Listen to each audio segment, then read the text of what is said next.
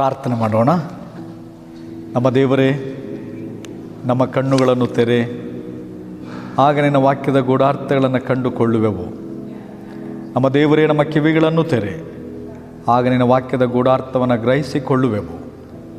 ದೇವ, ನಮ್ಮ ಹೃದಯ ಮನಸ್ಸುಗಳನ್ನು ತೆರೆ, ಆಗ ನಿನ್ನ ವಾಕ್ಯವನ್ನು ನಮ್ಮ ಹೃದಯ ಮನಸ್ಸಿನಲ್ಲಿಟ್ಟುಕೊಂಡು ಅನುಷ್ಠಾನಕ್ಕೆ ತರಲು ಶಕ್ತರಾಗುವೆವು.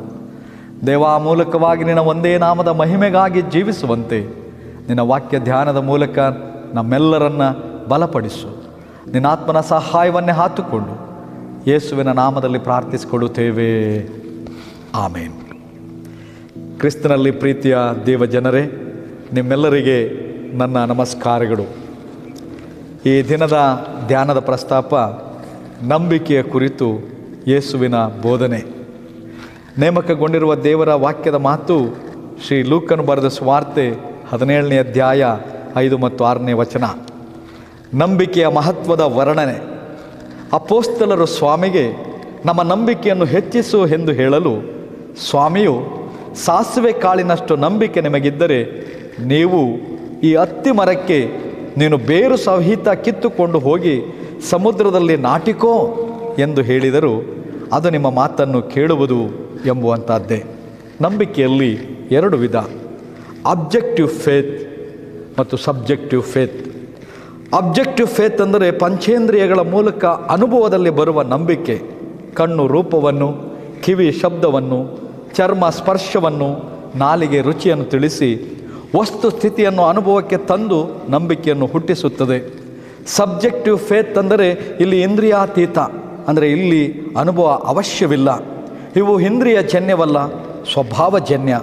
ಸ್ವರ್ಗ, ಪರಲೋಕ, ದೇವರ ಕಡೆಗಿರುವ ಅಚಲವಾದ ನಂಬಿಕೆ.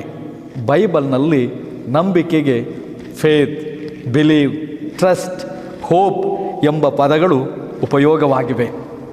ಹಳೆ ಒಡಂಬಡಿಕೆಯಲ್ಲಿ ಪ್ರಯೋಗವಾದ ಭರವಸೆ ಎಂಬ ಪದವು ಹೊಸ ಒಡಂಬಡಿಕೆಯಲ್ಲಿ ನಂಬಿಕೆ ಎನ್ನುವ ಶಬ್ದಕ್ಕೆ ಸರಿ ಸಮಾನವಾಗಿದೆ. ವಿಶ್ವಾಸ ಎಂಬ ಶಬ್ದವು ಭರವಸೆ ಮತ್ತು ನಂಬಿಕೆ ಇವೆರಡು ಶಬ್ದಗಳ ಪ್ರಸ್ತಾವನ ಸೂಚಕವಾಗಿದೆ. ವಿಶ್ವಾಸವು ಬುದ್ಧಿಗೆ ಸಂಬಂಧಿಸಿದ್ದರೆ ಭರವಸೆ ಮತ್ತು ನಂಬಿಕೆ ಹೃದಯಕ್ಕೆ ಸಂಬಂಧಪಟ್ಟದ್ದಾಗಿದೆ. ಬೈಬಲ್ನ ವ್ಯಾಖ್ಯಾನಕಾರ ಮ್ಯಾಥ್ಯೂ ಹೆನ್ರಿ ನಂಬಿಕೆ ಕುರಿತು ಹೀಗೆ ಹೇಳುತ್ತಾರೆ: ನಂಬಿಕೆಯ ಕೆಲಸ ಸಂಶಯಗಳನ್ನು ಕರಗಿಸಿ ಹಾಕುವಂಥದ್ದೇ. ಇಂದು ನಮ್ಮ ಮುಂದಿರುವ ಪ್ರಶ್ನೆ ಏನೆಂದರೆ, ನಂಬಿಕೆಯ ಬಗ್ಗೆ ಯೇಸುವಿನ ಬೋಧನೆ ಏನು, ಅಭಿಮತ ಏನು? ಸಾಸಿವೆ ಕಾಳಿನ ದೃಷ್ಟಾಂತ ನಂಬಿಕೆಯ ಬಗ್ಗೆ ಯೇಸುವಿನ ಬೋಧನೆಗಳಲ್ಲಿ ಅತ್ಯಂತ ಪ್ರಿಯವಾದ ದೃಷ್ಟಾಂತವಾಗಿದೆ.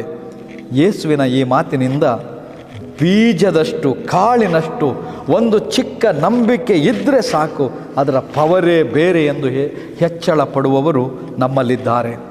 ಸಾಸಿವೆ ಕಾಳಿನಷ್ಟು ನಂಬಿಕೆ ನಿಮಗಿದ್ದರೆ, ಯೇಸುವಿನ ಈ ಮಾತಿನ ಹಿಂದೆ ಒಂದು ದೊಡ್ಡ ಸತ್ಯವಿದೆ. ಯೇಸುವಿನ ಕಾಲದಲ್ಲಿ ಜನರಿಗೆ ಸಾಸಿವೆ ಬೀಜ, ಸಾಸಿವೆ ಕಾಳು, ಸಾಸಿವೆ ಮರ ಕೊಡುವ ಹಣ್ಣುಗಳು, ಪಕ್ಷಿಗಳು ಆ ಮರಗಳಲ್ಲಿ ಗೂಡನ್ನು ಕಟ್ಟಿಕೊಳ್ಳುವುದು ಎಲ್ಲದರ ಅರಿವಿತ್ತು, ಗೊತ್ತಿತ್ತು. ಸಾಸಿವೆ ಬೀಜಗಳನ್ನು ನೆಲದಲ್ಲಿ ಬಿತ್ತಿದಾಗ ಹೇಗೆ ವಿಸ್ತರಿಸಿಕೊಂಡು ಬಲಾಢ್ಯವಾಗಿ ಬೆಳೆಯುತ್ತದೆ ಎನ್ನುವುದು ಅಂದಿನ ಜನರಿಗೆ ಅರಿವಿತ್ತು.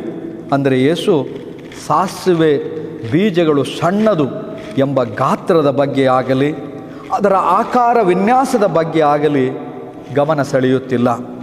ಈ ಪದಗುಚ್ಛದ ಪೂರ್ಣ ಅರ್ಥವನ್ನು ಗ್ರಹಿಸಲು ಮೊದಲು ನಾವು ಮತ್ತಾಯನ ಸುವಾರ್ತೆ ಮತ್ತು ಲೂಕನ ಸುವಾರ್ತೆಗಳಲ್ಲಿ ಬಳಸಿರುವ ಸಂದರ್ಭವನ್ನು ನೋಡಬೇಕು.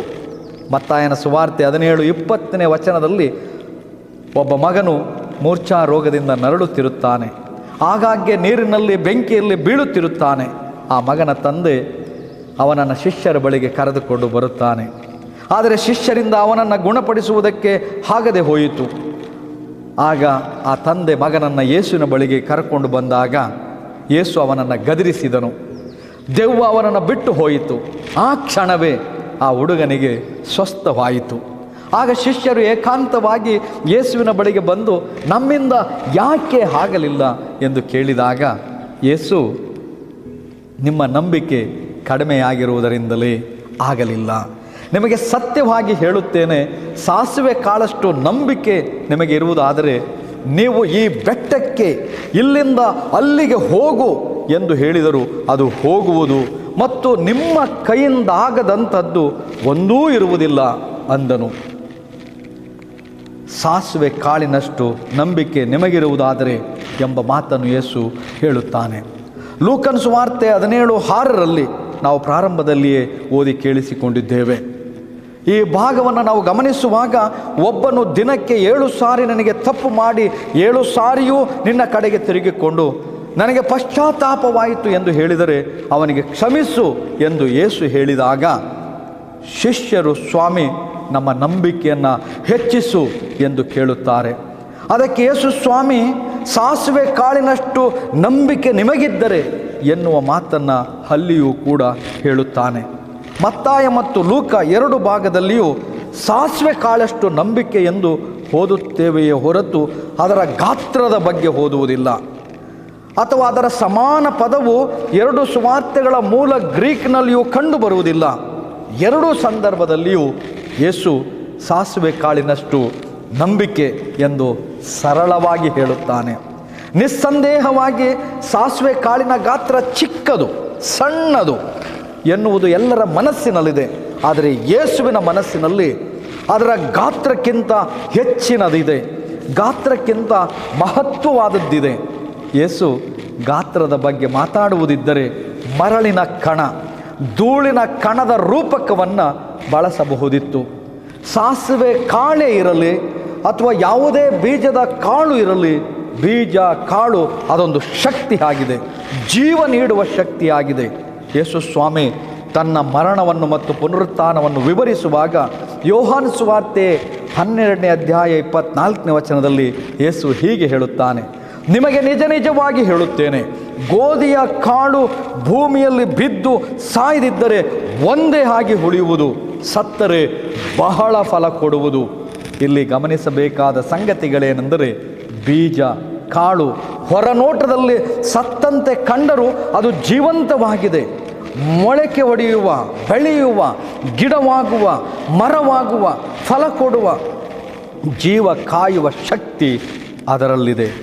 ಹೌದು, ಅಂದು ಯೇಸು ಇದ್ದ ಪರಿಸರದಲ್ಲಿ ಇದ್ದಂತಹ ಸಾಸಿವೆ ಮರಗಳು ಹಣ್ಣುಗಳನ್ನು ಹೊಂದಿರುತ್ತಿದ್ದವು.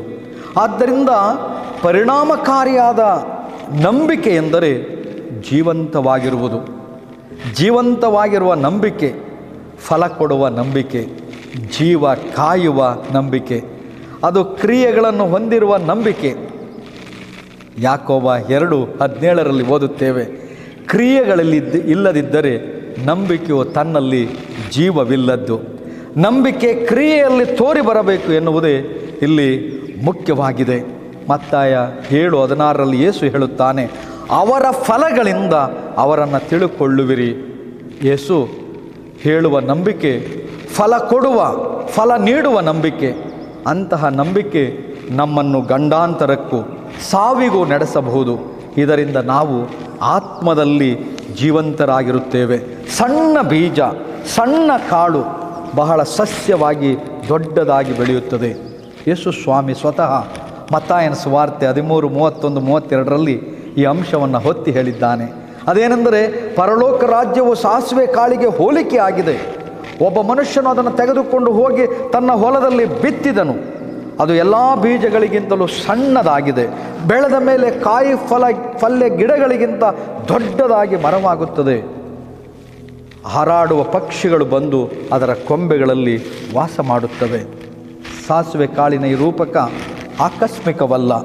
ಯೇಸು ಇಲ್ಲಿ ಪರಲೋಕ ರಾಜ್ಯದ ವಿಸ್ತರಣೆ ಕುರಿತು ಹೇಳಲು ಸಾಸಿವೆ ಕಾಳಿನ ಬೆಳವಣಿಗೆಯನ್ನು ಒಂದು ಸುಸೂತ್ರವಾದ ರೂಪಕವಾಗಿ ಬಳಸಿದ್ದಾನೆ.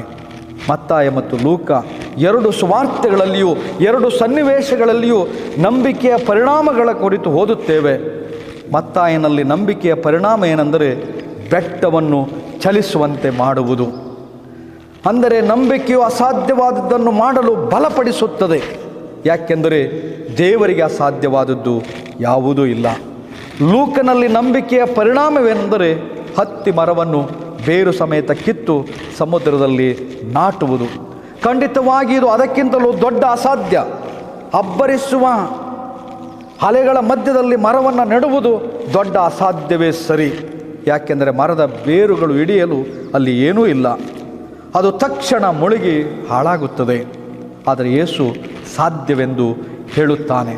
ಪ್ರೀತಿಯ ಸಹೋದರ ಸಹೋದರಿಯೇ, ನಂಬಿಕೆಯ ಬಗ್ಗೆ ಯೇಸುವಿನ ಪ್ರಮುಖ ಬೋಧನೆ ಏನೆಂದರೆ ಅಸಾಧ್ಯವಾದದ್ದನ್ನು ಸಾಧ್ಯವಾಗಿಸುತ್ತದೆ. ವಿಧೇಯತೆಯೇ ನಂಬಿಕೆ. ಹೆಳೆ ಮಕ್ಕಳಂತೆ ನಂಬಿಕೆ ಭಯದ ವಿರುದ್ಧ ಶಕ್ತಿ. ನಂಬಿಕೆ ಶಾಂತಿ ಸಂಬಂಧವನ್ನು ಏರ್ಪಡಿಸುತ್ತದೆ. ಅಂತಿಮವಾಗಿ ನಾನು ಹೇಳುವುದೇನೆಂದರೆ, ಯೇಸುವಿನ ದೃಷ್ಟಿಯಲ್ಲಿ ನಂಬಿಕೆಯು ಜೀವಂತ ಸಂಬಂಧ, ದೇವರ ಮೇಲಿನ ಸಂಪೂರ್ಣ ಅವಲಂಬನೆ ಮತ್ತು ಕಾರ್ಯನಿರತ ವಿಧೇಯತೆಯಾಗಿದೆ. ದೇವರು ಈ ವಾಕ್ಯವನ್ನು ಆಶೀರ್ವದಿಸಲಿ. ಆಮೇನ್.